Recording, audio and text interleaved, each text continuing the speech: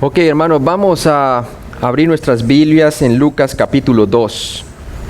Y estamos pues viendo el panorama de la vida de Cristo y vamos en orden cronológico viendo a través de los 4 evangelios. Y encontramos en el evangelio de Lucas el nacimiento e infancia del Mesías, y ese es el tema que voy a estar cobijando ahorita. Y vamos a dividir el tema en 6 partes. Y yo voy a predicar las primeras 3, voy a enseñar esa parte, ¿no? Vamos a estar cubriendo el nacimiento de Jesús, va a ser Lucas 2 del 1 al 7. Luego vamos a ver los pastores testigos, Lucas 2 del 8 al 20. Y luego la presentación en el templo, Lucas 2 del 21 al 38. Esas 3 puntos vamos a estar cobijándolos en mi enseñanza.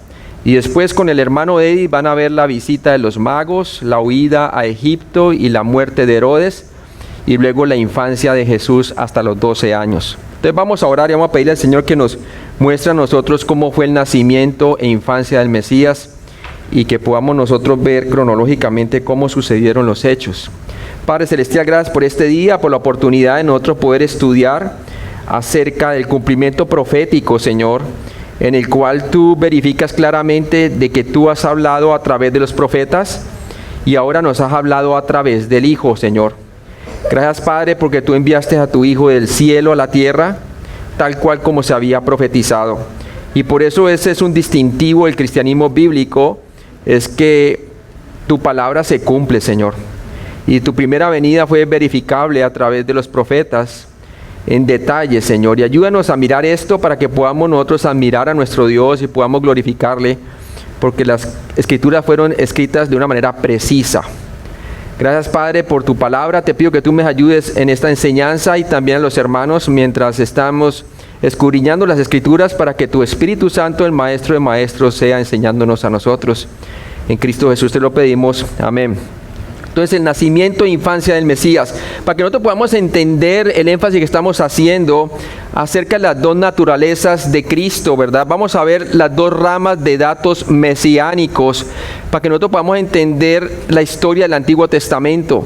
Y vamos a ver que desde un principio Dios prometió enviar a un Mesías. Y vamos a ver esa unión hipostática entre la naturaleza divina de Dios cuando adquirió naturaleza humana en la persona de Cristo. Entonces vamos a ver datos de su naturaleza humana. Por lo menos usted ve Génesis 3:15. En Génesis 3:15, cuando Adán y Eva cayeron en pecado, Dios prometió que de la simiente de la mujer iba a venir el Mesías, quien iba a extirpar la cabeza de Satanás.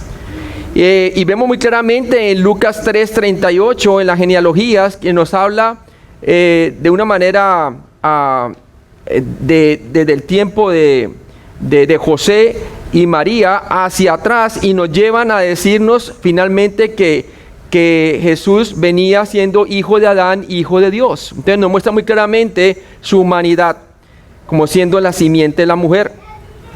Pero a medida que iba transcurriendo el tiempo, ya durante el tiempo de la ley con Moisés, en Deuteronomio nos dan algo más específico acerca de la humanidad del Mesías. Nos dice que iba a ser un profeta con P mayúscula. Eso lo vemos en Deuteronomio capítulo 18:15, cuando la profecía decía así: profeta de en medio de ti, de tus hermanos, como yo, te levantará Jehová tu Dios, a él oiréis. Luego lo vemos en Jeremías 23:5 y Jeremías 31:22. Nos dice así: he aquí que vienen días, dice Jehová, en que levantaré a David renuevo justo, y reinará como rey, el cual será dichoso y hará juicio y justicia en la tierra. Y luego nos dice en el siguiente versículo, en el 22 del capítulo 31 de Jeremías, nos dice: ¿hasta cuándo andarás errante, oh hija contumaz? Exhortando a la nación de Israel, que estaba en desobediencia en ese tiempo. Dice: porque Jehová creará una cosa nueva sobre la tierra, la mujer rodeará al varón. ¿Dónde es el único sitio donde el varón es rodeado por la mujer? El único sitio es el vientre materno. Te muestra muy claramente esa profecía de que el Mesías iba a venir de la simiente de la mujer. Zacarías 12:10 nos dice también: y derramaré sobre la casa de David y sobre los moradores de Jerusalén espíritu de gracia y de oración, y mirarán a mí, a quien traspasaron, y llorarán como se llora por hijo unigénito, afligiéndose por él como quien se aflige por el primogénito. Entonces nos habla aquí claramente de que él iba a ser Dios hombre, ¿verdad? Se iba a volver hombre, el Mesías. Isaías 7:14 nos dice claramente: por tanto el Señor mismo os dará señal, he aquí que la Virgen ¿qué? Concebirá y dará a luz un hijo y llamará su nombre Emmanuel, que significa Dios con nosotros. Entonces esa es la rama de los datos de su naturaleza humana predicha a través del Antiguo Testamento de una manera resumida. Hay muchas más profecías, ¿verdad? Ahora veamos datos acerca de su naturaleza divina. Primera de Crónicas, capítulo 17, del 10b al 14. Nos dice la palabra de Dios: Él me edificará casa y yo confirmaré su trono eternamente. Dios promete que el que va a gobernar eternamente sobre el trono de David es ¿quién?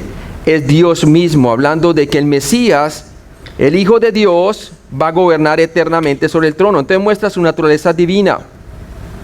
Veamos otra referencia. La tenemos en los Salmos 80, 17. Dice: sea tu mano sobre el varón de tu diestra, sobre el hijo de hombre que para ti afirmaste. Entonces nos habla muy claramente que va a ser el que se va a hacer hombre, es el varón de tu diestra, el que está a la diestra de Dios el Padre. Entonces por lo tanto es divino. Isaías 9, 6 al 7 también nos dice: porque un niño nos es nacido, hablando de su humanidad, hijo nos es dado, hablando de ¿qué? De su divinidad, fue dado como hijo, y el principado sobre su hombro, y se llamará su nombre admirable, consejero, Dios fuerte. Ahí está. Padre eterno, príncipe de paz. Lo dilatado de su imperio y la paz no tendrán límite. Sobre el trono de David y sobre su reino, disponiéndolo y confirmándolo en juicio y en justicia desde ahora y para siempre. El celo de Jehová de los ejércitos hará esto. También lo vemos en Jeremías 23, 6. Nos hablan de la divinidad del Mesías. Entonces lo leemos así. Dice: en sus días será salvo Judá, e Israel habitará confiado, y este será su nombre con el cual le llamarán Jehová justicia nuestra. Es Dios haciendo justicia sobre la tierra. Miqueas 5:2 también nos dice: pero tú, Belén Efrata, pequeña para estar entre las familias de Judá, de ti me saldrá el que será Señor en Israel. Y sus salidas son desde el principio, desde los días de la eternidad. Entonces muestran que el Mesías es eterno, es Dios mismo. Entonces vemos claramente que su naturaleza divina adquirió naturaleza humana a través del nacimiento virginal de Jesús. Tenemos la unión hipostática, el Dios hombre Jesucristo. Él es 100% Dios, hecho 100% hombre. Ahora, teniendo esto en cuenta, vamos a ver el nacimiento y la primera infancia del Mesías.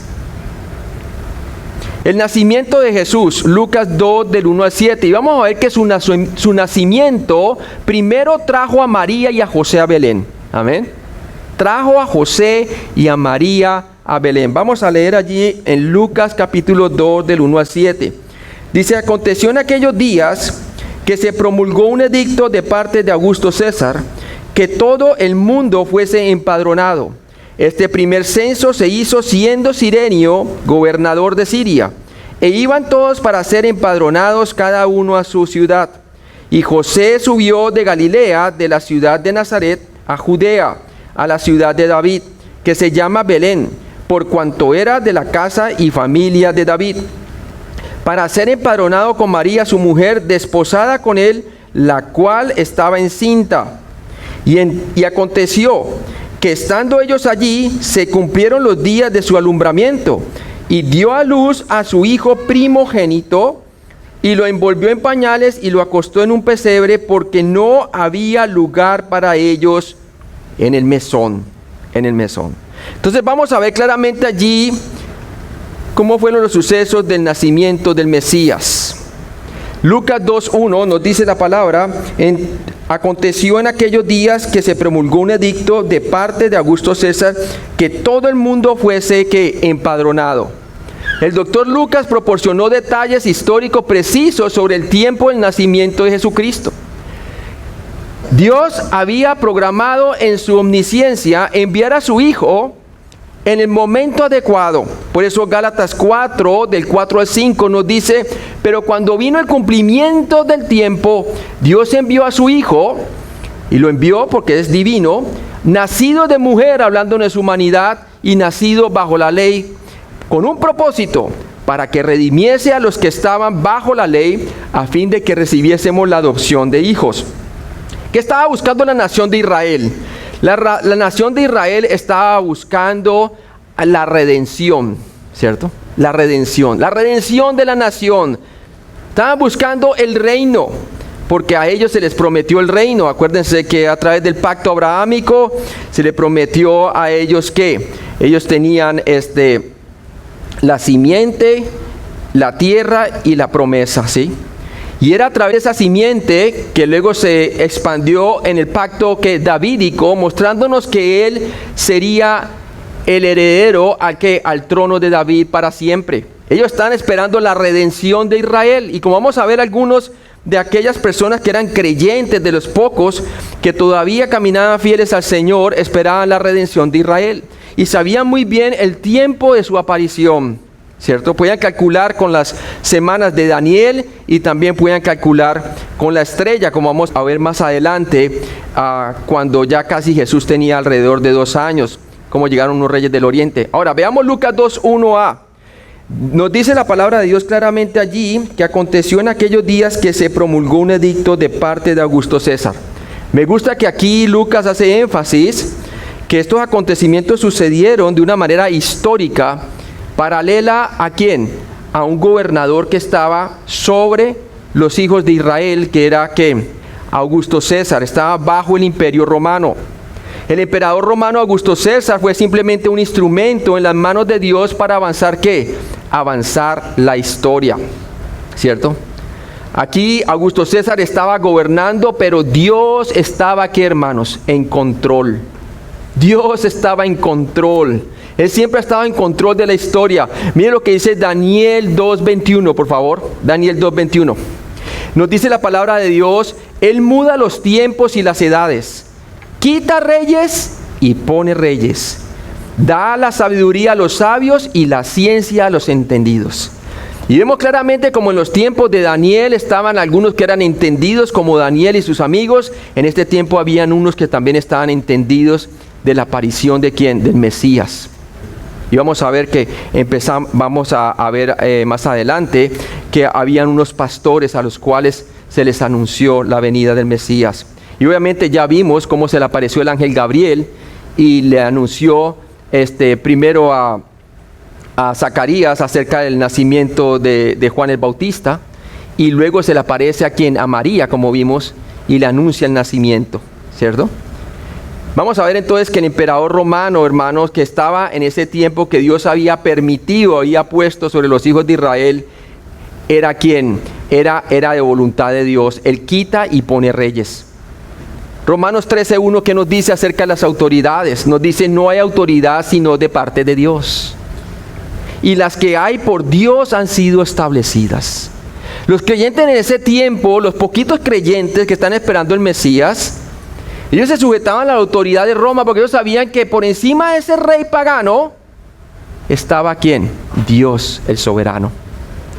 Ellos sabían muy bien que el cuarto imperio que iba a gobernar sobre la tierra iba a ser ¿quién? Roma, de acuerdo a las profecías de Daniel. Ellos sabían muy bien que era durante ese imperio, de acuerdo a la semana 69 de Daniel, que iba a aparecer el Mesías. ¿Por qué es importante eso, hermanos? Es importante porque miren lo que dice Juan 19 del 10 al 11. Vamos a ver que Dios el Padre estaba en control de la historia, tanto el nacimiento de su Hijo, en la condición que nació bajo la dictaduría del emperador romano Augusto César, como también estuvo en control cuando estuvo Jesús ante Pilato. Miren lo que dice Juan 19 del 10 al 11. Dice así Juan 19, del 10 al 11. Entonces le dijo Pilato: a mí no me hablas. Porque Jesús, cuando estaba allí, ya le hacía preguntas y Jesús ya decidió no hablarle. Le dice: a mí no me hablas. ¿No sabes que tengo autoridad para crucificarte y que tengo autoridad para qué? Para soltarte. Y mira cómo respondió Jesús: ninguna autoridad tendrías contra mí si no te fuese dada de arriba. Pero sabemos muy bien que Dios está en control aún de cualquier gobernante, por malo que sea, ¿verdad? Él sabía que Dios el Padre estaba en control y él sabía muy bien qué es lo que había de acontecer, que él sería crucificado, pero que al tercer día se levantaría, porque redimiría a su pueblo de sus pecados. Lucas 2, 1b, ¿qué nos dice la palabra? No solamente nos dice que fue cuando se promulgó el edicto de Augusto César, sino que también había una orden que todo el mundo fuese que empadronado. Dios usó el edicto de Augusto César para mover a María y a José de Nazaret a Belén para cumplir su palabra. Dios usó el censo para traer a María y José hasta el lugar profetizado donde el Mesías habría de nacer. Miqueas 5:2, ¿qué nos dice? Pero tú, Belén Efrata, pequeña para ser entre las familias de Judá, de ti me saldrá el que será Señor en Israel, y sus salidas son desde el principio, desde los días de la eternidad. Todo estaba programado en el plan profético de Dios. Nada sería por accidente. Todo tenía un propósito. Lucas 2:2, ¿qué nos dice la palabra de Dios? Nos dice allí: este primer censo se hizo siendo Cirenio gobernador de Siria. Quirino o Cirenio en griego era el cónsul romano quien gobernó Siria empezando alrededor del año 7 a.C. y fue el responsable de realizar el censo con fines de recaudación de impuestos. Interesante. Roma tomaba un censo cada 14 años, tanto para propósitos militares como para recaudar impuestos. Y cada varón judío debía, ¿qué? Retornar a la ciudad de sus padres para registrar 3 cosas: su nombre y ocupación, propiedad y familia. Entonces, eso es lo que hacían, ese era el propósito del empadronamiento. Cuando María dijo en Lucas 1:38, hermanos, ¿se acuerdan? Vamos allí. Cuando María dijo en Lucas 1:38 lo siguiente, cuando se le apareció el ángel Gabriel, entonces María dijo: he aquí la sierva del Señor, hágase ¿qué? Conmigo conforme a tu palabra. Y el ángel se fue de su presencia. Cuando ella dijo hágase conforme a tu palabra, hágase conmigo conforme a tu palabra, vemos claramente que significaba que de ahí en adelante su vida sería parte del cumplimiento de la profecía divina, del nacimiento de ¿qué? De Jesucristo. Tremendo. Lucas 2:2a. Lucas narró a Teófilo los inicios de la fe cristiana. Y nos habla claramente que este fue hecho durante el primer censo que se hizo siendo Cirenio gobernador de Siria. El primer censo es detallado para decirle exactamente cuál de los censos fue. ¿Sí?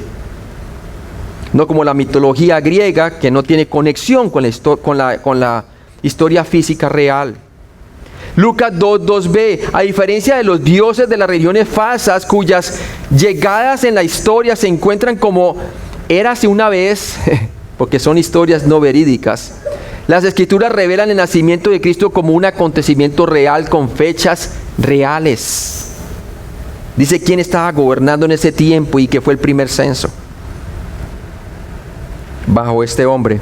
Lucas 2:3, ¿qué nos dice?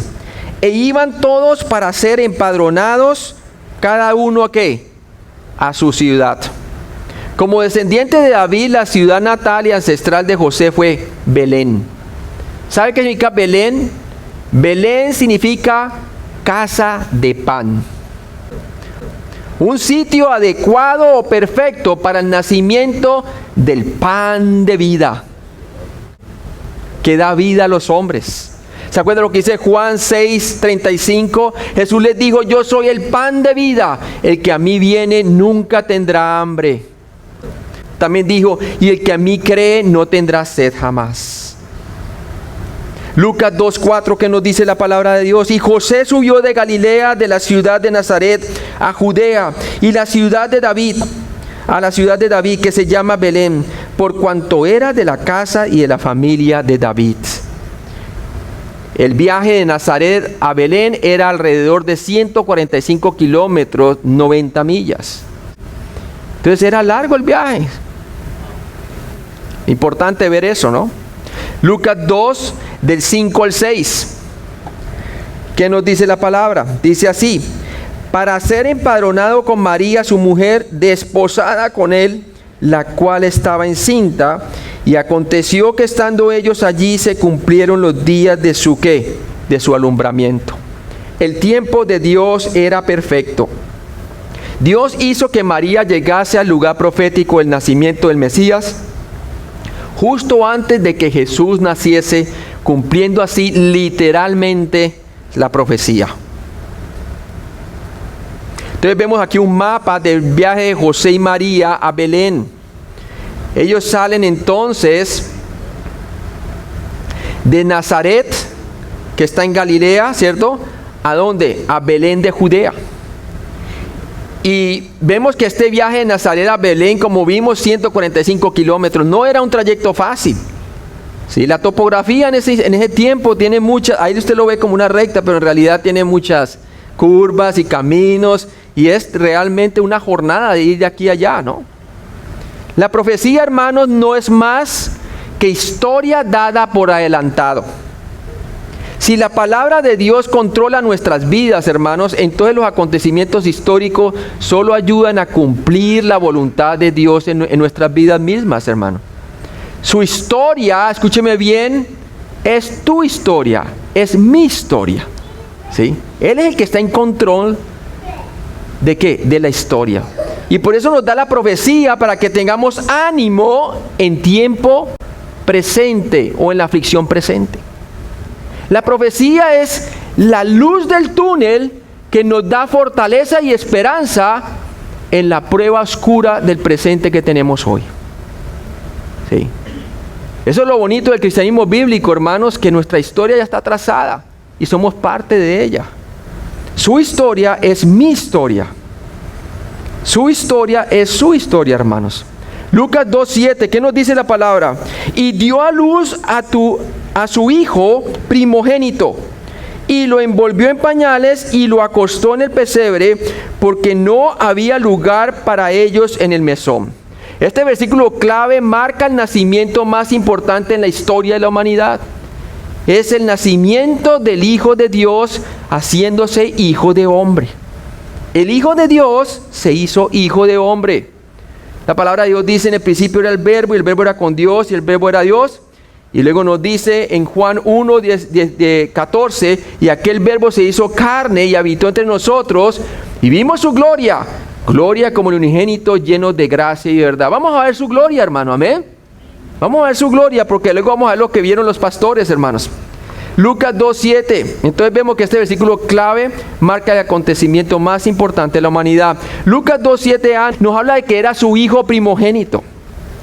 Quiere decir el primer nacido de María. Así como los sacrificios tenían que ser los primogénitos, el primer nacido de cada camada de corderos para llevar los sacrificios. Porque tipificaban que Jesucristo iba a ser el primer nacido de María en su humanidad. Su hijo primogénito es una expresión inusual. El adjetivo posesivo su hace referencia a María como la progenitora de su primer hijo. Normalmente la Biblia dice su hijo primogénito en las genealogías para referirse al padre como el progenitor, no la madre, ¿verdad? Usualmente se habla del padre como el progenitor, no la madre. Pero en este caso nos habla de que era su hijo primogénito, hablando y refiriéndose directamente a María. Como vimos a través de las ramas de su humanidad, en las profecías, él iba a ser la simiente de la mujer.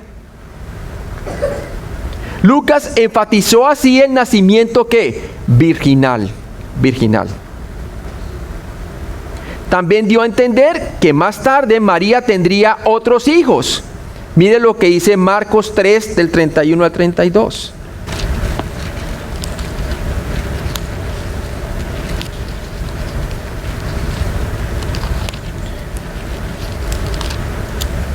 Dice allí, porque ellos habían dicho, los que estaban afuera, en Marcos, están allí en Marcos 3, del 31 al 32. Dice, vienen después, ¿quiénes? Sus hermanos y su madre, y quedándose afuera, enviaron a llamarle, ¿cierto? Entonces había unas personas que se quedaron afuera, y dice la palabra de Dios que ellos vieron venir a ¿quién? A sus hermanos, su madre. ¿Y qué hicieron ellos? El versículo 32. Y la gente que estaba sentada alrededor de él, hablando de Cristo, de Jesús, le dijo, tu madre y tus hermanos están ¿qué?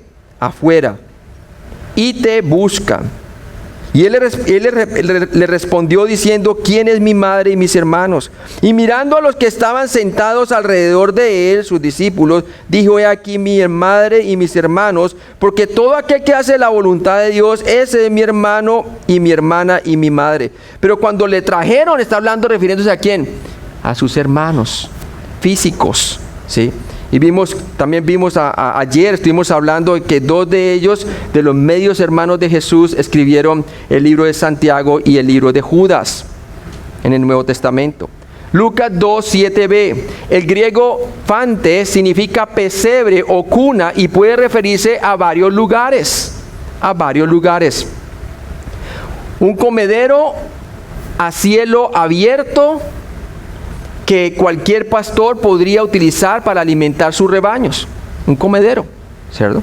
Y ese comedero a cielo abierto es como decir el comedero de vacas. O un lugar tallado en la pared de una cueva también puede significar. O sea, para que nos dé una idea dónde fue que lo pusieron a él envuelto en pañales. Lucas 2, 7c. ¿Qué nos dice la palabra? Vamos allí nuevamente.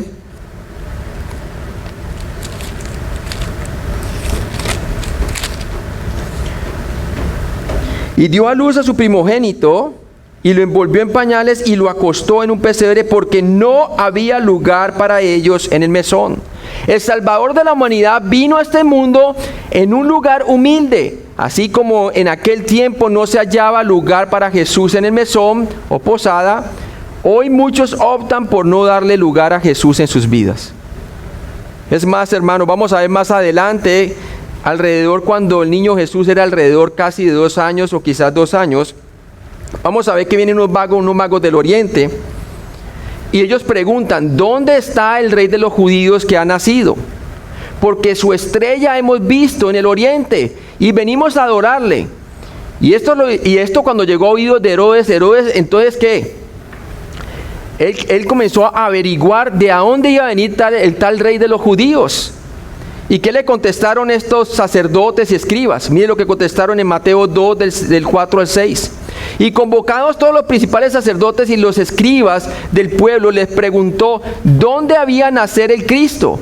Ellos le dijeron, en Belén de Judea, porque así está escrito por el profeta. Pero ¿puede creer usted, hermanos, que aunque sabían los escribas, que copiaban las escrituras, y aunque sabían también los sacerdotes, ni se inmutaron a ver si era cierto esto o no? ¿Por qué? Ni lo que escribían lo creían, hermanos. Y así pasa hoy en día con muchas personas. Escuchan, saben la historia, pero para ellos no es una realidad porque no han creído en el Señor Jesucristo. No han creído que Él es el Mesías, que Él es el que murió por nuestros pecados conforme a la Escritura y levantó entre los muertos. No hay lugar de Jesús en sus vidas.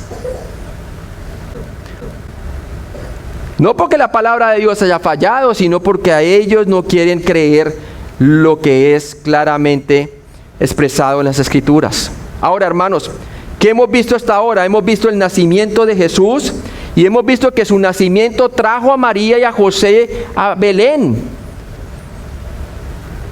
Pero ahora vamos a ver el punto número 2, los pastores testigos. Y vamos a ver que su nacimiento también trajo a los ángeles del cielo, del versículo 8 al 14. Y luego vamos a ver que también trajo a los pastores de los campos, del versículo 15 al 20.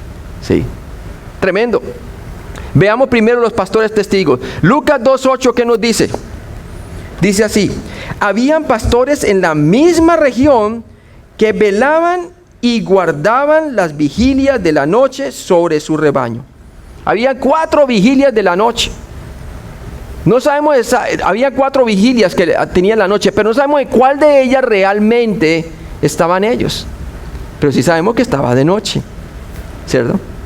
Y eran pastores. Estos pastores eran los que se encargaban de cuidar las ovejas, de levantar las ovejas, con todos los detalles, la dieta y con todos los requisitos que requería el sacerdocio levítico para que esas ovejas fueran las adecuadas para los sacrificios.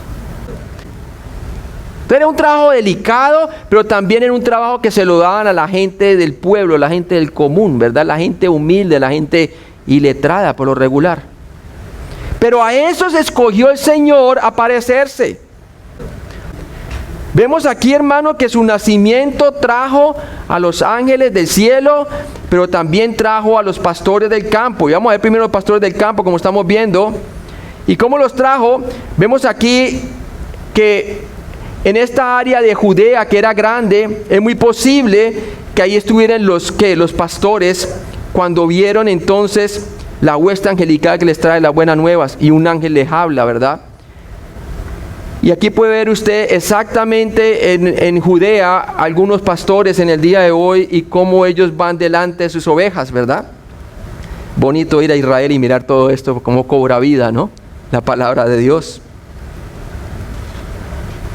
Lucas 2:8a, ¿qué nos dice la palabra? Habían pastores en la misma región que velaban y guardaban la vigilia. Entonces sabemos que estaban por lo menos en la misma región en Judea, ¿sí? Quizás no precisamente en Belén, pero sí estaban en Judea con seguridad. Dios seleccionó a los hombres que trabajaban arduamente para ser los primeros testigos al hecho de que el Mesías había llegado. Uno dice, pero ¿por qué no se lo manifestó primero a los líderes de Israel? Acordémonos lo que estudiamos al principio para tener una base, para poder entender el por qué Dios no escogió a esa gente. ¿Sabe por qué? Porque ellos escondieron la luz en un almud. ¿Sí? Esta gente, durante los 400 años de silencios, en donde el Señor no habló sino hasta a través del profeta Malaquías, hablándoles del juicio que habría de venir a Israel, ¿verdad? Y antes del día del Señor mandaría a su profeta Elías, en el capítulo 4 de Malaquías y el capítulo 3 de Malaquías, hablando del profeta Juan el Bautista, ¿verdad? En su primera venida. Pero usted puede creer, hermanos, que las personas estaban preparadas, el liderazgo de Israel, para su Mesías. No estaban preparados, ¿verdad? Pero ¿sabe qué? El programa de Dios no se paraliza por la incredulidad del hombre. Amén. Miren lo que dice la palabra de Dios, 1 Corintios 1:28, y esto es lo que le fascina a uno al Señor, de su omnisciencia, de su misericordia. ¿A quién mostró misericordia el Señor? Bueno, sí, vamos a ver más adelante cómo el Señor limpia el templo, y si limpia el templo es porque el liderazgo estaba podrido, hermanos. Habían hecho eso un lugar de ¿qué? Una cueva de ladrones. ¿Y cómo el Señor se va a manifestar a unas personas así, no? Él se manifiesta a los que uno menos piensa, hermanos, ¿cierto? ¿Y qué dice 1 Corintios 1:28? Dice, a lo vil del mundo y lo menospreciado escogió Dios, y lo que no es, para deshacer lo que es. Gloria a Dios, Él me encontró a mí, hermano, amén. Gloria a Dios, Él lo encontró a usted. Yo no tenía ni idea de la Biblia, hermanos, pero me encontró a mí. No hay quien busque a Dios, ni siquiera a uno. Todos nos apartábamos, cada cual se apartó por su propio camino, ¿verdad? Pero la palabra de Dios dice, mas Jehová cargó sobre él el pecado de todos nosotros. La palabra de Dios dice que da la ilustración que tiene 100 ovejas y que si una se pierde, el Señor va y la busca hasta encontrarla. Amén. Yo me acuerdo cuando mi hermano me escribía carta, porque el primer convertido a Cristo, había creído en Cristo, y me escribía de los Estados Unidos, yo en Colombia tomando aguardiente con mujeres, todo haciendo la vida pagana, ¿verdad? Y escribía que Jesucristo, y yo cogía las cartas y las botaba. Me escribió como 3 veces y todas las botaba. Yo decía, se volvió religioso, ¿para qué no? Pero ¿sabe qué? La palabra de Dios dice que Jesús lo buscó la oveja perdida hasta encontrarla, hermano. ¿Sí? Hasta que llegó el día en que me encontró. Amén. Y me quebrantó porque su espíritu me trajo convicción de pecado, de justicia y de juicio. Y de pecado porque no había creído en él. Amén. Pero también con gracia me mostró que de tal manera amó Dios al mundo que ha dado a su Hijo unigénito para que todo aquel que en él cree no se pierda, mas tenga vida eterna. Y ahí vine a ser un hijo de Dios por su gracia, por su pura gracia. A lo vil del mundo y a lo menospreciado escogió Dios, hermano. Lo mismo pasó aquí a los pastores, a los que los mantenían apartados por allá, levantando el negocio de los fariseos y de los escribas y de los saduceos, ¿verdad? Lucas 2:8b, ¿qué nos dice la palabra de Dios allí? Habían pastores en la misma región que velaban y guardaban las vigilias de la noche sobre el rebaño. El cuidado de los rebaños era la responsabilidad de estos pastores. Ellos probablemente cuidaban las ovejas del templo utilizadas en los sacrificios nuevamente. Veamos una escena retrospectiva del Antiguo Testamento. 1 Samuel 16:11 y capítulo 17, versículo 15. Siglos antes, el rey David probablemente cuidó el rebaño de su padre en esta misma región. En esta misma región. Y allí fue donde el Señor lo escogió, ¿verdad? De igual manera, estaba escogiendo a estos pastores. Miren lo que dice allí, si vamos allí a 1 Samuel 16:11, nos dice, entonces dijo Samuel a Isaí, ¿son estos todos tus hijos? Y él respondió, queda aún el menor, que apacienta, ¿qué? Las ovejas. Y dijo Samuel a Isaí, envía por él, porque no nos sentaremos a la mesa hasta que él venga aquí. Y miren lo que dice el capítulo 17, versículo 15 de 1 Samuel. Pero David había ido y vuelto, dejando a Saúl para apacentar las ovejas de su padre. ¿En dónde? En Belén. Pero sabemos que era el mismo sitio, hermanos. Lucas 2:9a. ¿Qué nos dice la palabra de Dios? Nos dice claramente, y he aquí se les presentó un ángel del Señor. Entonces aquí vemos cómo se le presenta un ángel del Señor y luego una cantidad de ángeles. El ángel que apareció a los pastores pudo haber sido Gabriel, ya que él también trajo noticias a María y José. Es probable, ¿no? Lucas 2:9b, y nos dice la palabra así, y la gloria del Señor los rodeó de resplandor y tuvieron gran temor. La gloria del Señor. Se refiere aquí a la gloria chequina, la cual había dejado a Israel más de 500 años atrás, cuando Ezequiel la vio salir del templo, cuando el pueblo se echó a la idolatría y adorando los lugares altos y sacrificando, y cuando fueron llevados a cautiverio, en el cautiverio babilónico, y después con los persas, con los persas los dejaron volver otra vez, pero durante el cautiverio babilónico. Él vio cómo entonces la gloria chequina se iba del templo. Ezequiel 10:4, ¿qué nos dice la palabra de Dios? Y leemos también el versículo 18 al 19. Dice, entonces la gloria de Jehová se elevó de encima del querubín al umbral de la puerta, y la casa fue llena de la nube, y el atrio se llenó del resplandor de la gloria de Jehová. Y luego nos dice en el versículo 18 al 19, entonces la gloria de Jehová se elevó de encima del umbral de la casa y se puso sobre los querubines.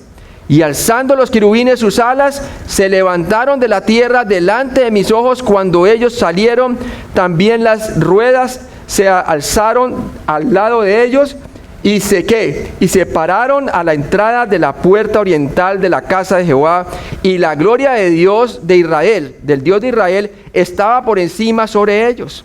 Ahora mire lo que dice el Ezequiel capítulo 11, del 22 al 23.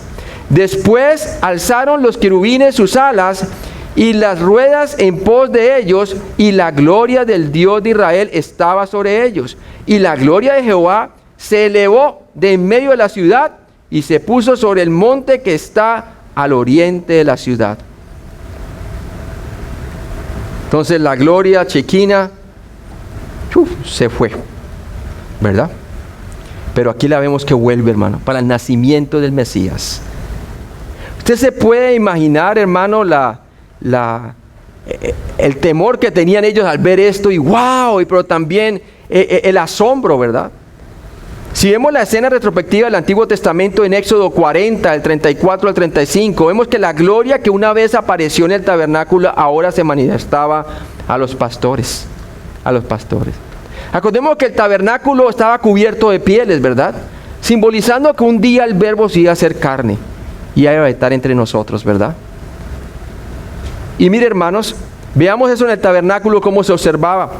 Éxodo 40, del 34 al 35 dice: entonces una nube cubrió el tabernáculo de reunión y la gloria de Jehová llenó el tabernáculo, y no podía Moisés entrar en el tabernáculo de reunión porque la nube estaba sobre él y la gloria de Jehová lo llenaba. Entonces estaban los pastores allí y la gloria del Señor se manifestó, hermano, y le llenaba esa visión allí en el cielo en la vigilia de la noche. Una noche extraordinaria e inolvidable, hermanos.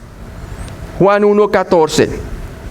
Vimos claramente, y aquel Verbo se fue hecho carne y habitó entre nosotros, o hizo tabernáculo entre nosotros. Ese es el cumplimiento de la figura del tabernáculo y del templo. Y vimos su gloria, gloria como el unigénito del Padre, lleno de gracia y de verdad. Por más de 500 años la nación de Israel había quedado sin señal visible de la gloria chequina, de la presencia de Dios entre ellos. Lucas 2:9c, la presencia de la gloria de Dios asustó a los pastores, porque dice allí, y tuvieron gran temor. Lucas 2, del 10 al 12 nos dice: pero el ángel les dijo, no temáis, porque he aquí os doy nuevas de gran gozo. El evangelio, hermano, amén. Que será para todo el pueblo. Acuérdense que ellos esperaban la redención de Israel. Que os ha nacido hoy en la ciudad de David un Salvador, que es Cristo el Señor. El mensaje del ángel a los pastores, vamos a verlo. Lucas 2:10a nos dice que el ángel les ordenó a parar de temer y luego les explicó por qué. Dice allí claramente: pero el ángel les dijo, no temáis, porque he aquí os doy nuevas de gran gozo. El ángel anunció buenas de gran gozo a los pastores, pero la noticia beneficiaría a todo el pueblo, a Israel inicialmente, porque primero vino ¿quién? A los judíos, y después al mundo entero, porque la gran comisión, ¿verdad? Lucas 2:11a, y nos dice la palabra: que os ha nacido hoy en la ciudad de David. La ciudad de David les recordó a los pastores de 2 Samuel 7:16, que es la promesa de un ¿qué? De un rey, ¿cierto? Del Mesías el rey. Es el pacto davídico.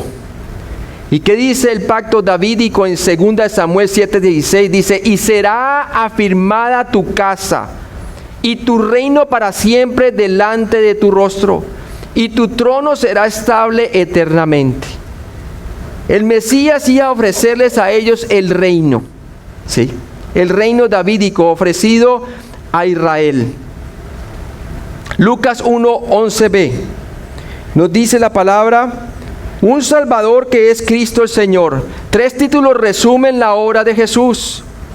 Primero, el título Salvador. Él pagaría la pena del pecado por todo el mundo.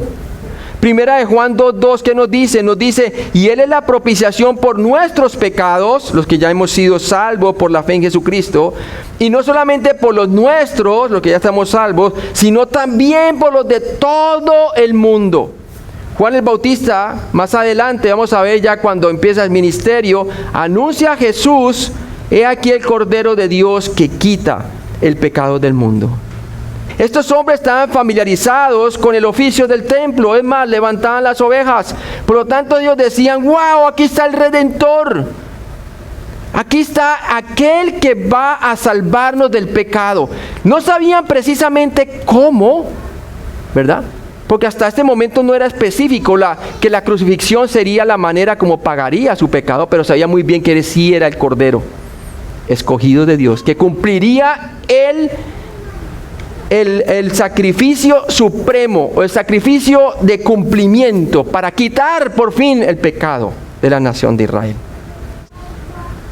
¿Se acuerdan que había uno en el templo que decía, entraron dos personas al templo y el uno era publicano y decía: Señor, sé propicio a mí un pecador?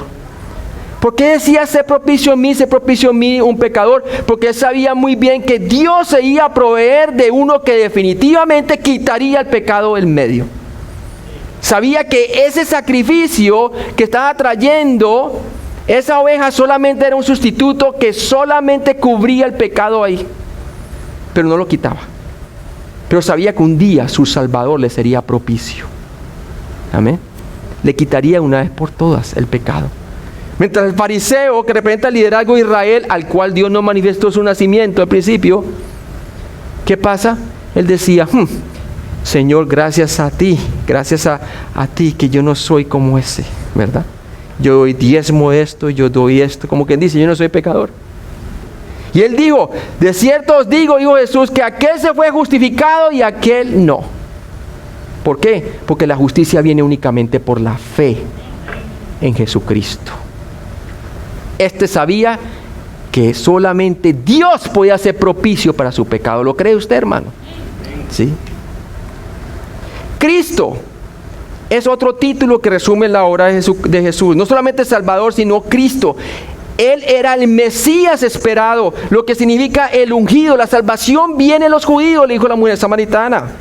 Isaías 61 del 1 al 3 nos dice: el Espíritu de Jehová el Señor está sobre mí, porque me ungió Jehová, me ha enviado a predicar las buenas nuevas, el evangelio a los abatidos, a vendar a los quebrantados de corazón, a publicar libertad a los cautivos, a los presos apertura de la cárcel, a proclamar el año de la buena voluntad de Jehová y el día de venganza del Dios nuestro, a consolar a todos los enlutados, a ordenar que los afligidos de Sión se les dé gloria en lugar de ceniza, óleo de gozo en lugar de luto, manto de alegría en lugar de espíritu angustiado, y serán llamados árboles de justicia, plantío de Jehová para gloria suya. Él es el Mesías esperado. Pero no solamente era el Salvador, no solamente Él era también el Cristo, sino el otro título que tenía, el Señor. Él era el Rey de Reyes, un título que enfatizó su autoridad para gobernar como Mesías. Según el Salmo 110:1 nos dice que Jehová el Señor dijo a mi Señor: siéntate a mi diestra hasta que ponga a tus enemigos por estrado de tus pies. Y lo vemos allí en Apocalipsis capítulo 19, ¿verdad? Y aquí veo un caballo blanco. Y en su muslo un nombre que dice: Dios de dioses y Señor de señores. Amén. Y viene a tomar la tierra, hermano, para que Él sea rey sobre toda la tierra. A poner una nueva era, a poner una nueva edad en donde la justicia, la paz y la protección de Dios será sobre la tierra, hermanos. Él es el Señor. Lucas 2:12. ¿Qué nos dice la palabra? Esto os servirá de señal. Hallaréis al niño envuelto en pañales, acostado en un pesebre. Claro que era una señal no difícil de encontrar. ¿Por qué? Como no se hallaba lugar en el mesón para Jesús, no todo niño nacía de esa manera, ¿verdad? Nació en un establo, no había lugar para él en este mundo, hermanos. ¿Sí? No nació en un palacio como rey. Increíble, ¿verdad? Sino que nació en un establo, en una pesebrera. El encontrar al niño envuelto en pañales y acostado en un pesebre fueron las dos señales que apuntaron a los pastores hacia el Mesías. Envuelto en pañales. Algunos teólogos dicen que quizás esos pañales eran aquellas envolturas de tela gruesa que envolvían al niño. ¿Para qué? A los bebés, para darle fuerza y protección a las extremidades. Y algunos piensan que esa tela en la cual los envolvieron es la misma tela con que utilizan para envolver los muertos. ¿Como qué? Como tipo de que Él sería propicio por nuestros pecados, ¿cierto? En su sepultura, Él iría con nosotros a la sepultura, pero se levantaría en gloria en su resurrección, amén. El encontrar al niño en pañales y acostado en un pesebre, hermano. En un pesebre, o la palabra establo es también paralela en Lucas 13:15, que nos dice el Señor Jesús así. Entonces el Señor le respondió y dijo: hipócrita, cada uno de vosotros no desata en el día de reposo su buey y su asno del pesebre o establo y lo lleva a beber. O sea, utiliza el mismo griego allí, ¿no? Lucas 2:13, ¿qué nos dice la palabra? Esto os servirá de señal: hallaré ese niño envuelto en pañales, acostado en un pesebre. Alabar a Dios por lo que Él es y lo que ha hecho es la única respuesta apropiada de sus criaturas. Adoración, adoración. Cuando mi mamá me leyó la buena noticia del Evangelio, aunque ella no me pudo explicar ni 5, solamente me leyó todo el Evangelio de Juan capítulo 3. Y cuando fui a mi cuarto y vi la misericordia de Dios por este pecador y lo que ahí ha hecho por mí, hermanos, eso me llevó a mí en lágrimas de adoración, porque me di cuenta de que el Señor por mí vino a salvarme, ¿sí? La fe en el Señor Jesucristo produjo alabanza en mi corazón. Lo mismo produciría a ellos, porque por fin podían ver con sus propios ojos las profecías siendo cumplidas tal cual como habían sido escritas. Lucas 2:14.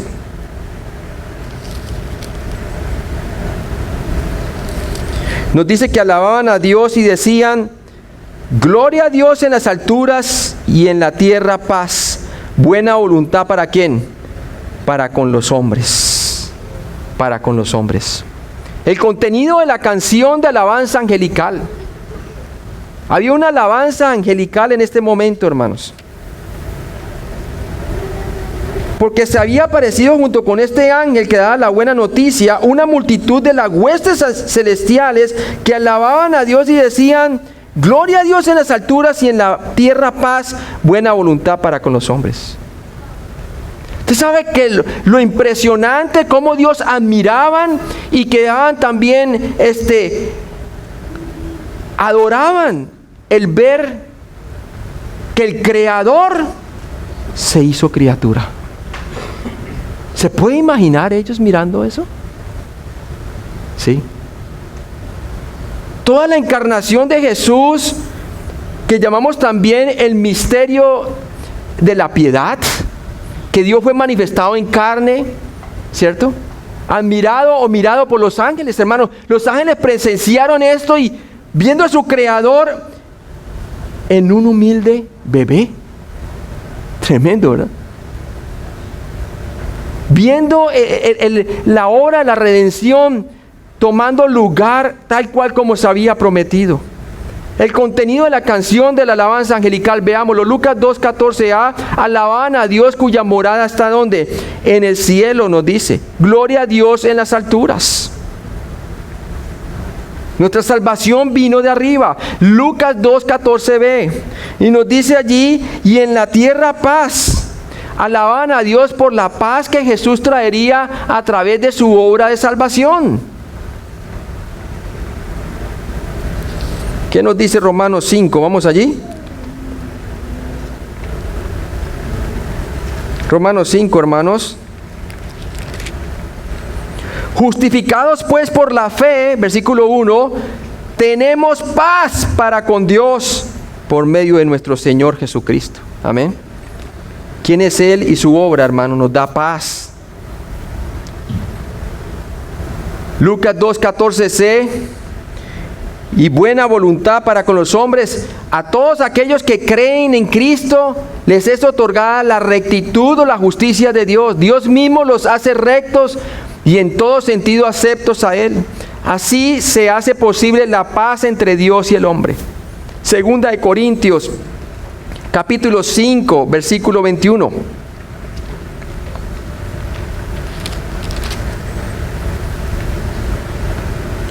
Dice, al que no conoció pecado, hablando de Cristo Jesús, que era sin pecado, por nosotros lo hizo pecado, Dios el Padre en la cruz. Cargó sobre él el pecado de todos nosotros, como dice Isaías 53. ¿Para qué, hermano? Para que nosotros fuésemos hecho justicia o rectitud de Dios en él. La justicia aceptable para que un hombre o una mujer puedan ir al cielo es la justicia del Mesías. Por eso Jesús decía en el Sermón del Monte que si vuestra justicia no excede la justicia de los fariseos y escribas, en ninguna manera entraréis en el reino de los cielos. ¿Por qué? Pues se requiere la justicia del Mesías. ¿Qué buena obra podemos hacer nosotros para igualar la justicia o rectitud de Dios? Ninguna, hermano. La palabra de Dios dice que nuestras buenas obras son como trapos de inmundicia delante de Él. Un Dios perfecto, justo y santo no va a aceptar una obra más baja que la justicia de sí mismo, de Cristo, ¿verdad? Por eso el hombre no puede ser salvo por obras, sino por la gracia de Dios. Gracia. Por eso dice allí, y buena voluntad para con los hombres, porque Dios está haciendo posible que las personas puedan ser salvas por la sola fe en la gracia del Hijo de Dios. Un regalo gratuito, pero que le costó su propia vida. Costoso, ¿verdad? Le costó su propia vida el que nosotros podamos ser redimidos. Lucas 2:15, ¿qué nos dice la palabra? Sucedió que cuando los ángeles se fueron de ellos al cielo, los pastores se dijeron unos a otros, pasemos pues hasta Belén y veamos esto que ha acontecido y que el Señor nos ha manifestado. Esto fue una manifestación ¿de quién? Del Señor. Estos hermanos, estas personas, pastores, creyeron. De otra manera ni se hubieran inmutado ir. Llenos de entusiasmo, los pastores repitieron entre sí las buenas noticias traídas por el ángel. Lucas 2:16. Vinieron pues apresuradamente y hallaron a María y a José y al niño acostado en el pesebre. Los pastores apresuradamente fueron al Mesías. Lucas 2:17. Y al verlo dieron a conocer lo que les había dicho acerca del niño. Dios les dio a los pastores, a una clase despreciada de judíos, el privilegio de ser los primeros humanos en anunciar el advenimiento del Mesías. Privilegio grande, hermano. A lo despreciado, a lo más vil del mundo escogió Dios, como ya hemos visto. Lucas 2:18. Y todos los que oyeron se maravillaron de lo que los pastores les decían. La gente se asombraba al escuchar el mensaje de los pastores. Imagínense, María y José dice, wow, esto no nos para de maravillarnos. Primero nos habla el ángel Gabriel a ambos, ¿verdad? Y ahora no solamente a nosotros, también le ha hablado a esos pastores. Y no solamente un ángel, sino una cantidad de ángeles, una hueste angelical. Lucas 2:19. Pero María guardaba todas estas cosas, meditándolas en su corazón. ¿Creen ustedes, hermanos, que esto le fortalecía la fe a María y José? Claro que sí, hermano. María tomó nota de cada detalle y lo guardó para sí misma. Quiere decir, meditó en ello una y otra vez. Lucas 2:20. Y volvieron los pastores glorificando y alabando a Dios por todas las cosas que habían oído y visto, como se les había dicho. Los pastores regresaron a trabajar adorando a Dios por lo que Él es y lo que había hecho. Lucas 2:20a. La alta calidad de la adoración de los pastores se debió a su comprensión de la revelación especial de Dios a través de los ángeles. aún antes de verlo, creyeron. Jesús le dijo a Tomás, porque me has visto, has creído, bienaventurado el que no me vio y creyó. ¿Ha creído usted? Lucas 2:20b dice allí, y volvieron los pastores glorificando y alabando a Dios por todas las cosas que habían oído y visto, como se les había dicho. Los pastores tenían un mayor aprecio por la gracia de Dios debido a que entendieron la palabra de ¿qué? De Dios. Ahora trabajan con entusiasmo, con todo aprecio, con toda alegría, con toda gracia. Ahora, hermanos, no solamente hemos visto el nacimiento del Mesías, no solamente hemos visto también la aparición a los pastores, sino también que trajo también el nacimiento de Jesús a la hueste angelical. Vamos a ver que 8 días más tarde Jesús vino para cumplir la ley.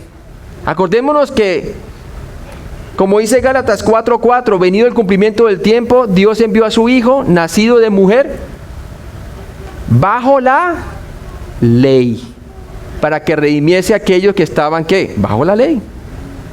Tenía que cumplir la ley por nosotros, hermanos. Y la cumplió perfectamente. Y para eso Él tenía que cumplir la ley mosaica. Y la ley mosaica ceremonial demandaba de que todo niño, a los 8 días de nacimiento, todo niño debía ser, ¿qué? Debía ser circuncidado. Entonces vamos a ver Lucas 2 del 21 al 38. La presentación del niño Jesús en el templo. Lucas 2:21, ¿qué nos dice la palabra? Cumplidos los 8 días para circuncidar al niño, le pusieron por nombre Jesús, el cual le había sido puesto por el ángel antes que fuese concebido. Jesús fue nacido bajo la ley, sus padres observaban la Torá. Lucas 2:21a, el ritual de la circuncisión fue una señal simbólica del pacto abrahámico. Usted lo puede leer en su extensión en Génesis 17, que fue establecido aún antes de la ley. ¿Para qué? Para hacer distinción entre el judío y el gentil. Dios estaba separando a una nación para sí mismo, para que ella fuese luz a los gentiles, para que demostraran la alabanza al Dios verdadero sobre la tierra. Y ese ritual de la circuncisión vendría a simbolizar aquella circuncisión que Dios haría sin mano en el corazón de los individuos, hablando de ¿qué? De la circuncisión espiritual del corazón. Cuando usted pone su fe en Jesucristo, hay una circuncisión. La naturaleza pecaminosa es separada de ¿qué? El dominio de la naturaleza pecaminosa es separada de nosotros como pecadores en el momento que ponemos nuestra fe en Cristo. Por eso podemos ser nuevas criaturas en Cristo. Si alguno está en Cristo, nueva criatura es. Las cosas viejas pasaron y aquí todas son hechas nuevas. Un nuevo nacimiento espiritual. Esa es la circuncisión hecha por la mano de Dios, no por la del hombre. Entonces, eso era un simbolismo. Deuteronomio capítulo 10, 16 nos habla que Dios exigía que los judíos se apartaran a Él en el pensamiento, no simplemente por el ritual de la circuncisión. Tenía significado la circuncisión si la persona creía en el Mesías por venir. De otra manera, la circuncisión no servía de nada. Acuérdense que Pablo lo dice muy claramente. Solamente era un simbolismo. Deuteronomio capítulo 10, 16, por favor.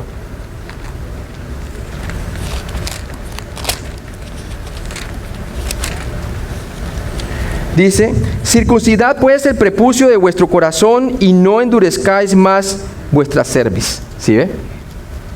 Recordemos que el nuevo nacimiento siempre se ofrecía, el nacimiento espiritual, tanto en el Antiguo Testamento como en el Nuevo. Jesús se lo dijo a Nicodemo antes de ir a la cruz, que tenía que nacer de nuevo si quiere el reino de Dios. Y por eso habla aquí, circuncidad pues el prepucio de vuestro corazón y no endurezcáis más vuestra cerviz. Era más que simplemente un ritual, era apartar sus pensamientos hacia Él. Deuteronomio capítulo 36.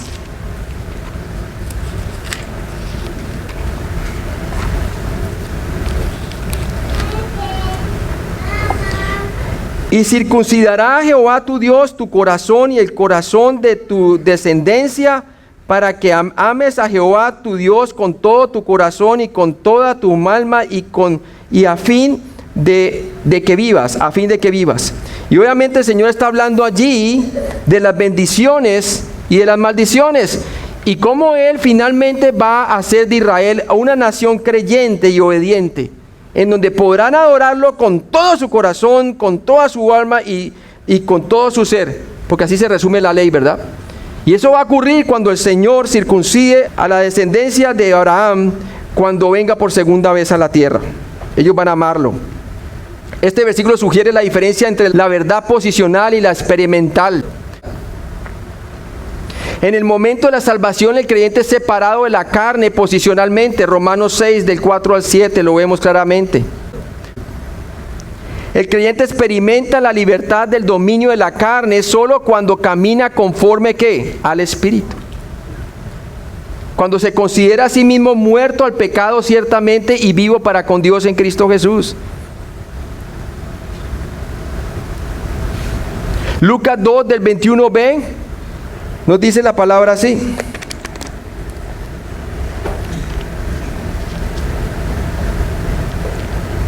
Cumplidos los 8 días para circuncidar al niño, le pusieron por nombre Jesús, el cual le había sido dado por el ángel antes de que fuese concebido. ¿A quién? A José, ¿verdad?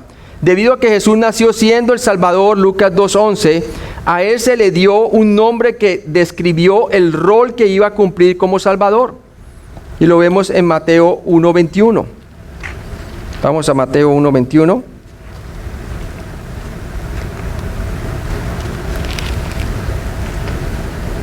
Y dará a luz un hijo, y llamarás su nombre que Jesús, porque él salvará a su pueblo de sus pecados. Lucas 2:21. Lucas hizo énfasis en la obediencia de José y María a las instrucciones de Gabriel. Gabriel le había dicho que le colocara el nombre Jesús a José. Lucas 2:22a.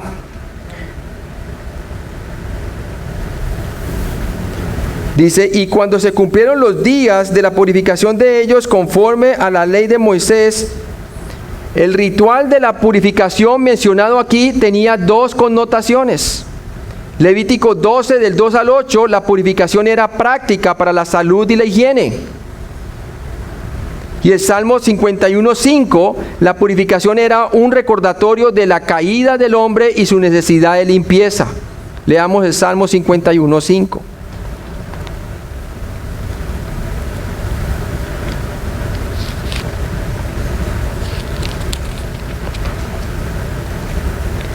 He aquí, en maldad he sido formado. Quiere decir, en pecado hemos sido formados.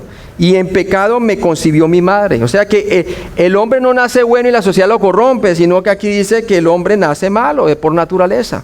El pecado es hereditario a partir de Adán, la naturaleza pecaminosa. Por eso todos necesitábamos de la limpieza de la sangre de Cristo. Lucas 2:22b.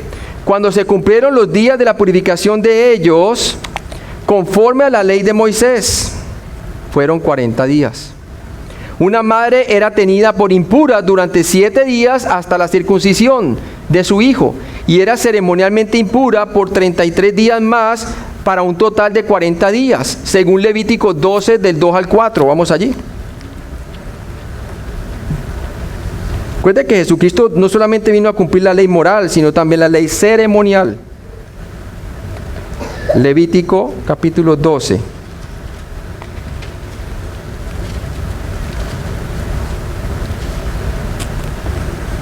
Del 2 al 4.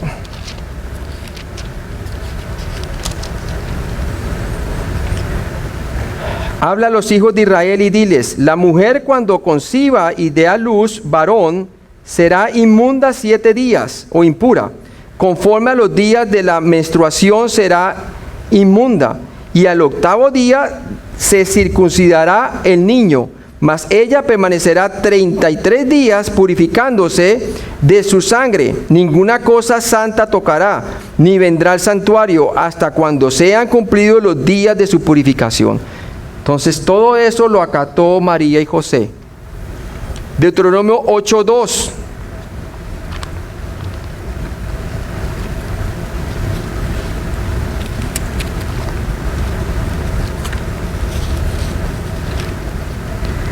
Y te acordarás de todo el camino por donde te ha traído Jehová tu Dios estos 40 años en el desierto, para afligirte, para probarte, para saber lo que había en tu corazón, si habías de guardar o no sus mandamientos. El número 40 en la Biblia está conectado a la purificación o pruebas. Génesis 7:17, veamos otro versículo. Y fue el diluvio 40 días sobre la tierra, y las aguas crecieron y alcanzaron al arca, y se levantó sobre la tierra. La lluvia cayó sobre la tierra durante 40 días para traer el diluvio con el que Dios purificó ¿qué? La tierra. Entonces el número 40 tiene relación a la purificación. Lucas 2:22c, la presentación de Jesús con 6 semanas de edad se hizo en obediencia a otra parte de la ley mosaica. O sea que la ley mosaica era bien minuciosa en su aspecto ¿qué? Ritual también, ¿verdad? Lucas 2:23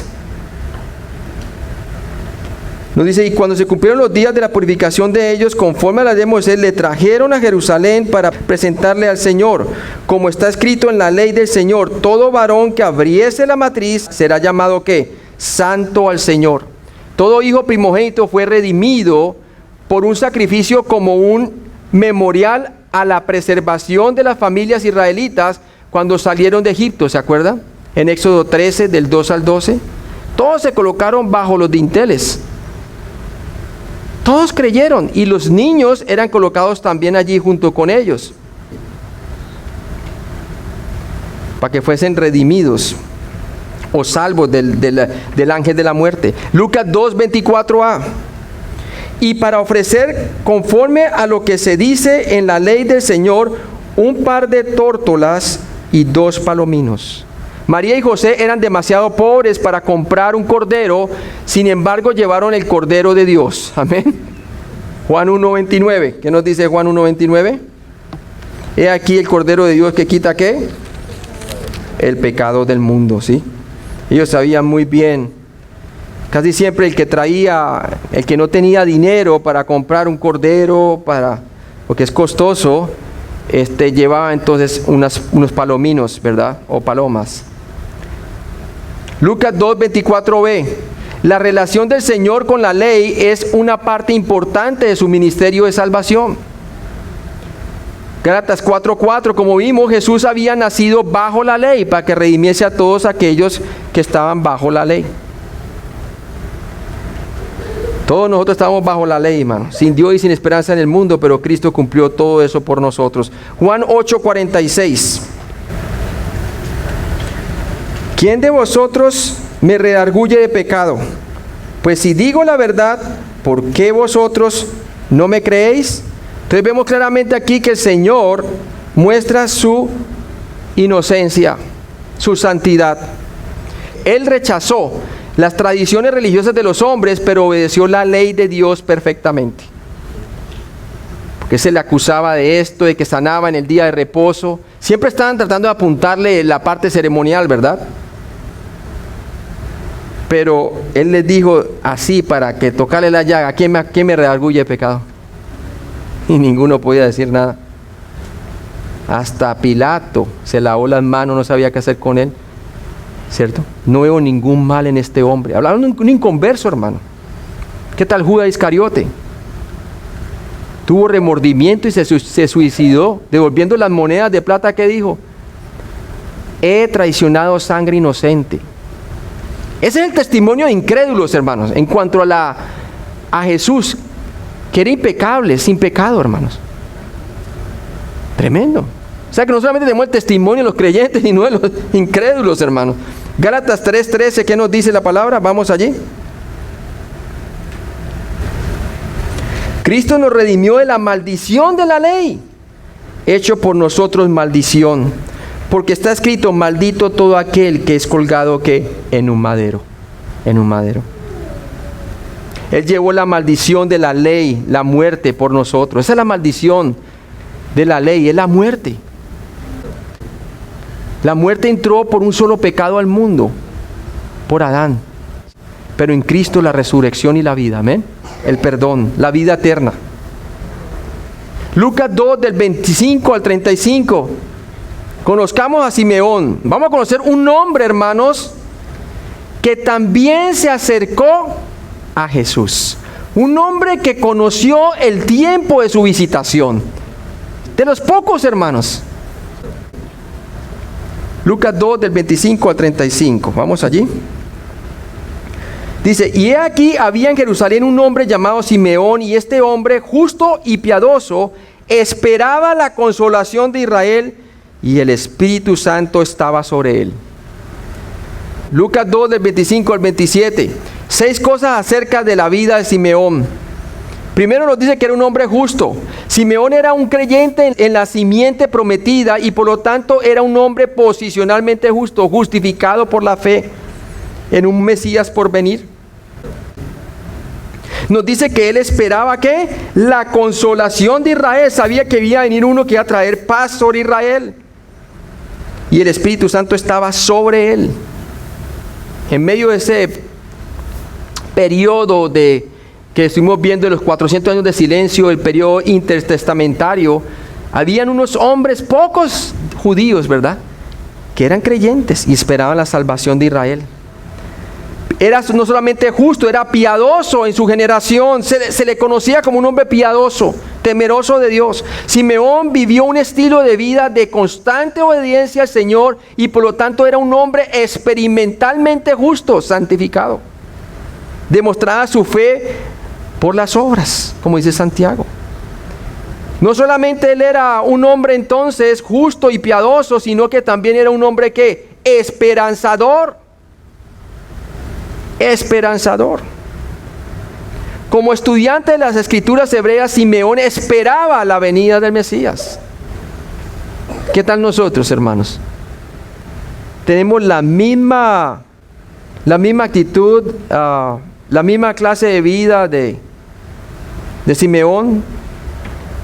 Hemos sido justificados por la sola fe en Jesucristo, hemos sido salvos. Segundo, vivimos una vida de piedad ya siendo salvos. Somos esperanzadores. Hablamos de la esperanza gloriosa del rapto. La esperanza del creyente, ¿verdad? Animados unos a otros con estas palabras, dijo Pablo después de que habla del rapto. Esperanzador.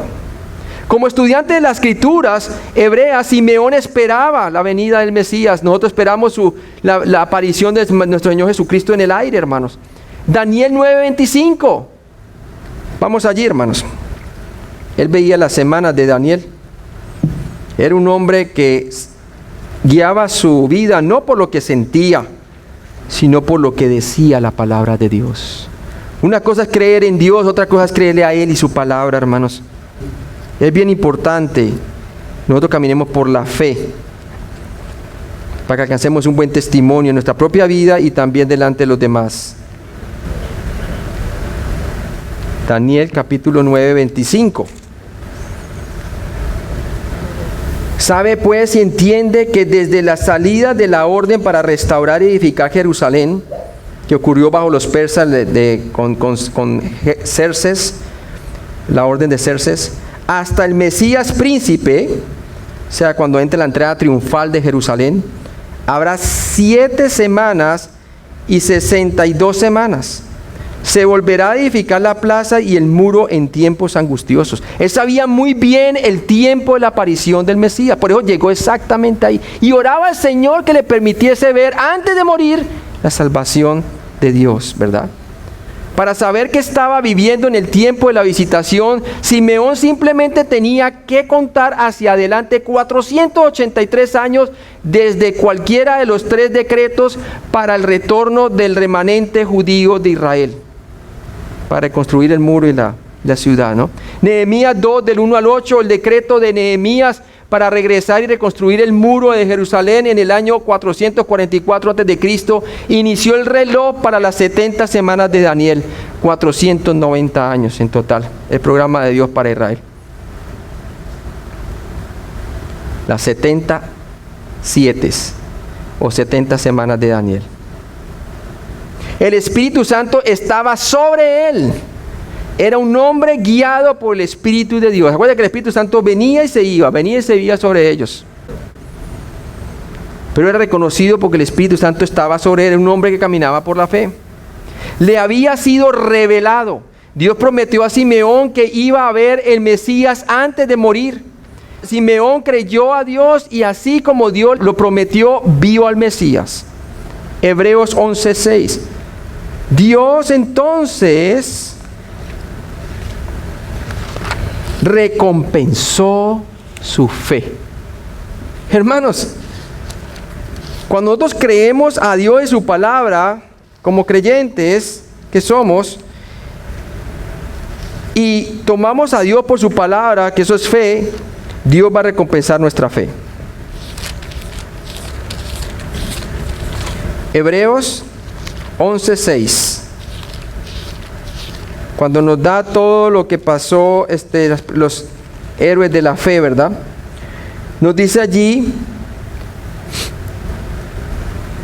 pero sin fe es imposible agradar a Dios, porque es necesario que el que se acerca a Dios crea que le hay y que es galardonador de los que le buscan.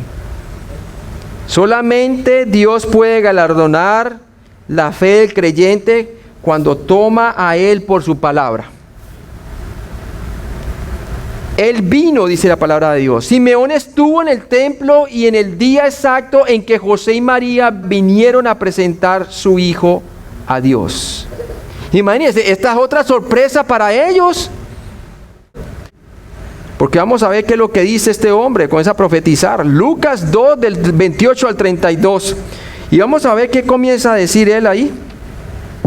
Es fascinante ver cómo este hombre, Dios lo utiliza. Dice allí: y le había sido revelado por el Espíritu Santo que no vería la muerte antes que viese el ungido del Señor. Y obviamente lo vio allí. Y movido por el Espíritu vino al templo, y cuando los padres del niño Jesús lo trajeron al templo para hacer por él conforme al rito de la ley, él le tomó en sus brazos y bendijo a Dios diciendo: ahora, Señor, despide a tu siervo en paz, conforme a tu palabra, como Dios se lo había prometido. Porque han visto mis ojos tu salvación, la cual has preparado en presencia de todos los pueblos, luz para revelación a los gentiles y gloria de tu pueblo Israel. Hermanos, eso es una profecía bien profunda. Lucas 2:28, Simeón se regocijó al ver al Mesías. Le tomó en sus brazos y lo bendijo diciendo, ¿cierto? Lucas 2:29, ahora el Señor despide a tu siervo en paz conforme a tu palabra. Simeón reconoció que Dios siempre cumple su palabra. ¿Lo reconoce usted de igual manera? Lucas 2:30, porque han visto mis ojos tu salvación. Su fe se hizo vista, hermanos. Simeón reconoció a Jesús como el Redentor enviado para resolver el problema del mundo, el pecado. Lucas 2:31, la cual has preparado en presencia de todos los pueblos. Oh, Simeón sabía algo más. Sabía que en su simiente, de acuerdo a la promesa abrahámica, todas las familias de la tierra también serían bendecidas, no solamente el pueblo de Israel. Simeón reconoció el trabajo de Dios detrás de las escenas en preparar al mundo para la venida del Mesías. Lucas 2:32, luz para revelación a los gentiles y gloria de tu pueblo Israel. Simeón reconoció que la luz de la salvación de Dios no era solo para los judíos, sino también para los gentiles. O sea que este era un hombre que realmente escudriñaba las Escrituras. Las escudriñaba, y escúcheme bien, y las vivía, porque las creía.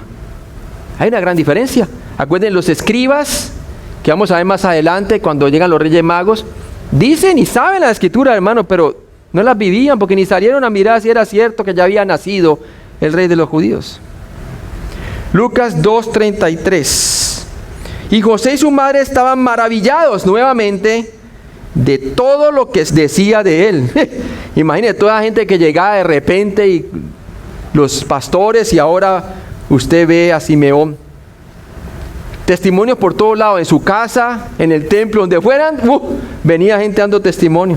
Lucas 2, de 34 al 35. Y los bendijo Simeón y dijo a su madre y María: he aquí, este está puesto para caída y para levantamiento de muchos en Israel, y para señal que será contradicha. Comenzó a profetizar. Las palabras de Simeón a María. Lucas 2:34a, Jesús traería la salvación a los humildes, pero pronunciaría juicio contra los arrogantes. Lucas 2:34b, la mayoría de los israelitas rechazarían y se opondrían al Mesías. Por eso dice allí: y para señal que será contradicha. Su señal era de salvación para todos los hombres, de buenas nuevas. Pero para los líderes de Israel, Jesús era una amenaza política, social y económica. Pues como vamos a ver posteriormente, Él vino y que limpió el templo, hermano. Esa era una amenaza para él. El negocio estaba cayendo, hermano. Sí. Era una amenaza política también, hermano, porque ellos estaban viendo que honestamente Jesús decía que era rey y ellos no creían que era el rey prometido de acuerdo a la promesa davídica. No les convenía, ¿verdad? No les convenía a ellos. Lucas 2:35a. Y una espada traspasará tu misma alma. Una profecía directa a María. Un día el alma de María sería traspasada, así como con una espada, una jabalina de Tracia, ¿cierto? Juan 19:25. Vamos a ver esa angustia profunda. Juan 19:25.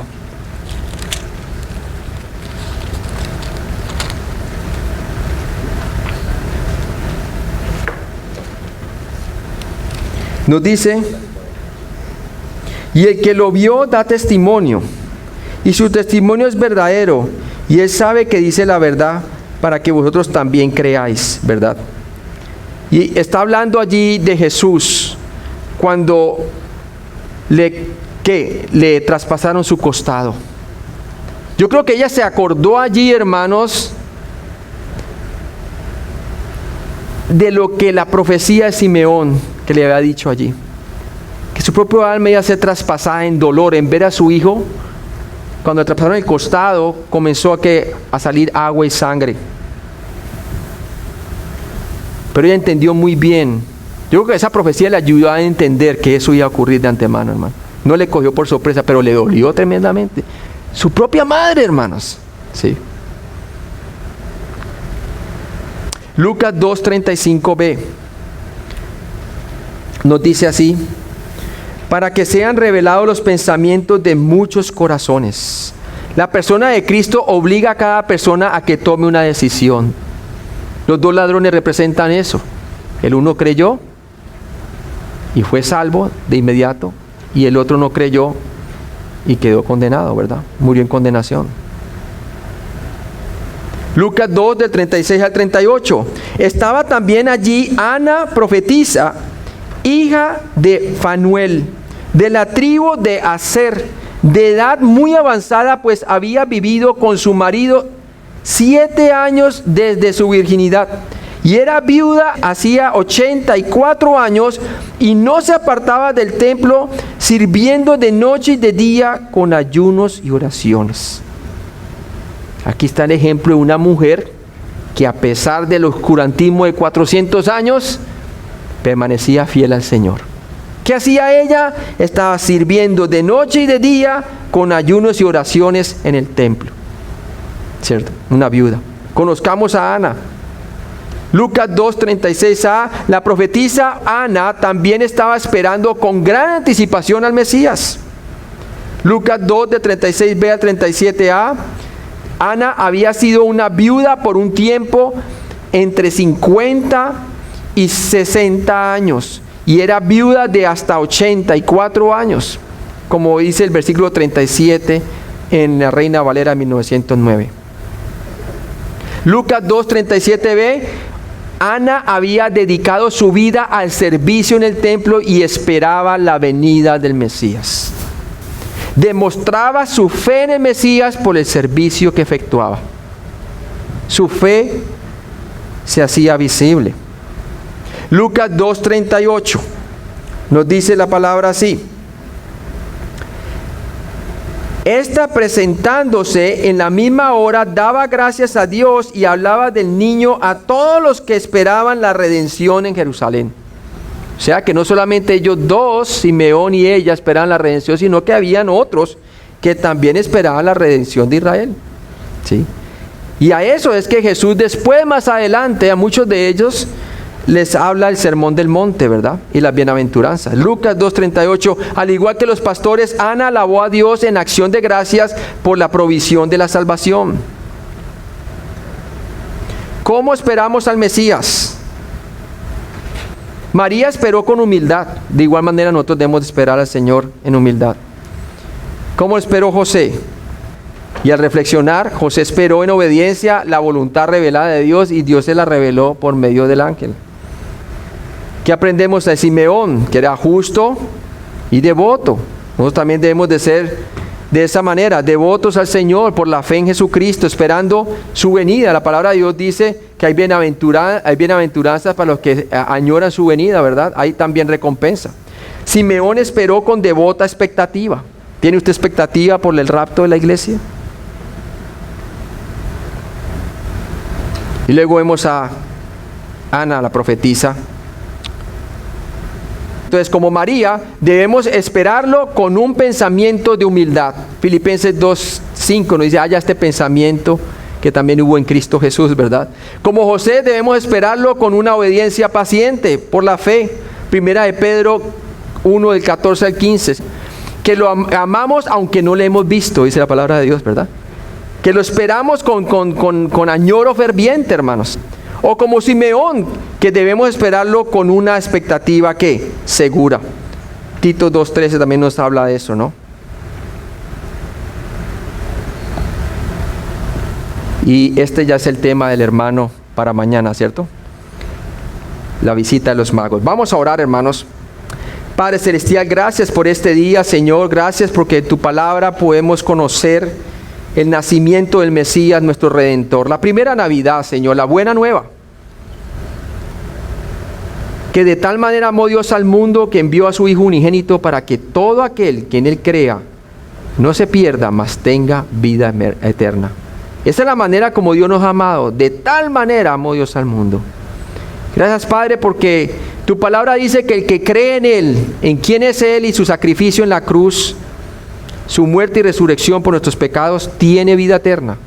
Pero el que rehúsa creer en Él no era la vida, sino que la ira de Dios está sobre él. Padre, yo te pido, si hay alguna persona que todavía no ha creído en el Señor Jesucristo, que la Navidad no tiene ningún sentido a no ser que ponga su fe en el Salvador. Él ya pagó por nuestros pecados hace 2000 años y resucitó entre los muertos para que las personas puedan alcanzar la justicia de Dios mediante la fe en Jesucristo. Te pido, Padre, que tú también nos enseñes a nosotros los creyentes, Señor, para que nosotros caminemos por la fe. Y vimos los ejemplos de todas estas personas que dejaron maravillado a José y a María, Señor. El anuncio del ángel y la hueste angelical, Señor, de los pastores, y a Simeón y también a Ana, Señor. Y vemos que sin importar la edad, tanto jóvenes como eran José y María, sobre todo María, que era bien joven, o también ancianos como la viuda o Simeón, Señor, todos podemos caminar por la fe. Todos podemos realmente ser luz en este mundo de tinieblas, Señor. Te pido, Padre, que esta predicación, esta enseñanza nos haya servido de gran edificación. En Cristo Jesús te lo pedimos. Amén.